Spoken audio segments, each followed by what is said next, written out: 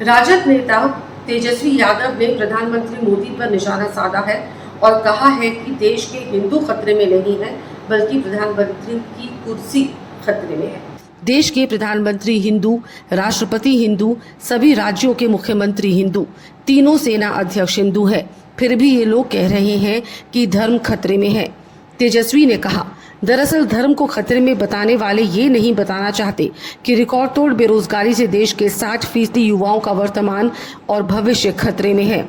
किसान और कृषि खतरे में है, उद्योग धंधे खतरे में है, बहन बेटियां और महिलाएं खतरे में है, शिक्षा चिकित्सा खतरे में है, महंगाई गरीबी से बहुसंख्यक आबादी खतरे में है।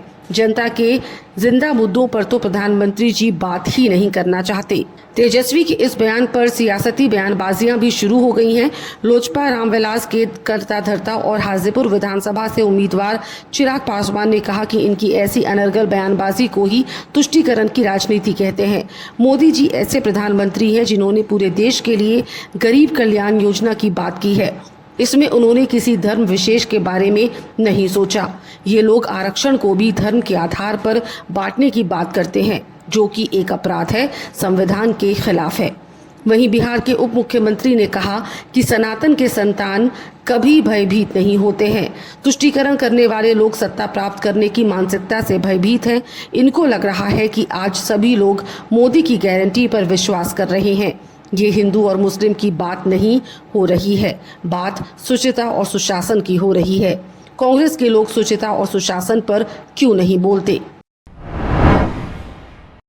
सनातन के संतान कभी भयभीत नहीं होते हैं और ये तुष्टीकरण करने वाले लोग सत्ता एन केन प्रकारन प्राप्त करने की मानसिकता से भयभीत हैं। इनको लग रहा है कि आज सभी मां भारती का संतान देश के प्रधानमंत्री नरेंद्र मोदी जी की गारंटी पर विश्वास कर रहा है। तो हिंदू और मुस्लिम की बात नहीं हो रही है, बात हो रही है सुचिता का, सुशासन का। ये राजद कांग्रेस के लोग सुचिता सुशासन पर क्यों नहीं बोलते? देश के प्रधानमंत्री बार बार कह रहे हैं कि देश से करप्शन हटना चाहिए, भ्रष्टाचार सबसे बड़ा महामारी है जो पूरे विकास की गति को कुंद कर देता है, घुन के तरह खा जाता है। लेकिन ये लोग कभी जात पर भटकाएंगे, कभी धर्म पर भटकाएंगे और इस तरह का विषय रखेंगे कि नहीं चाहते हुए भी प्रतिक्रिया में लोगों को बोलना पड़ता है। अरे सुचिता और सुशासन पर बहस करो, है हिम्मत? राजद कांग्रेस के लोग को चुनौती देते हैं कि तुम्हारा शासन जहां जहां रहा, सबका साथ सबका विकास की भाव मन में क्यों नहीं रहा? सभी मां भारती के संतानों को जो इस धरती पर जन्म लिया है, किसी जाति धर्म क्षेत्र भाषा का उसके प्रति ईमानदारी से चिंतन क्यों नहीं किया?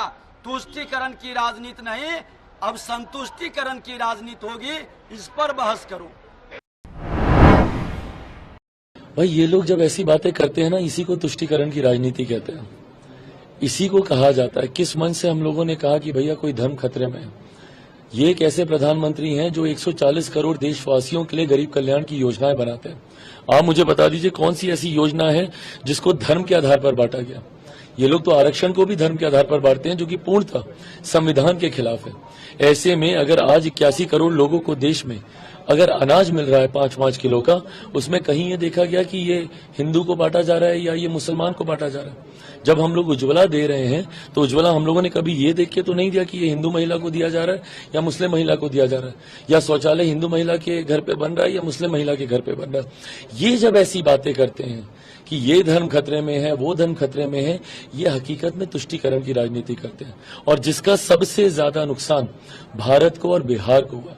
बिहार जैसे राज्य में ये लोग किस मुंह से बोलेंगे जो लोग खुद जातीयता के आधार पर, सांप्रदायिकता के आधार पर, जिन्होंने हर समय समीकरण बनाकर चुनाव लड़ने का काम किया? कौन बोलता है भैया एमवाई समीकरण की बात? हम लोगों में से किसी में कभी आपने सुना भाई हम लोग का एमवाई समीकरण तो कहता है महिला और युवा? मैं तो डंके की चोट पे कहता हूं। और मैं जात की नहीं, मैं पूरे जमात की मैं बात कर रहा हूं। और इस जमात में हर जात पात धर्म मजहब के लोग हैं।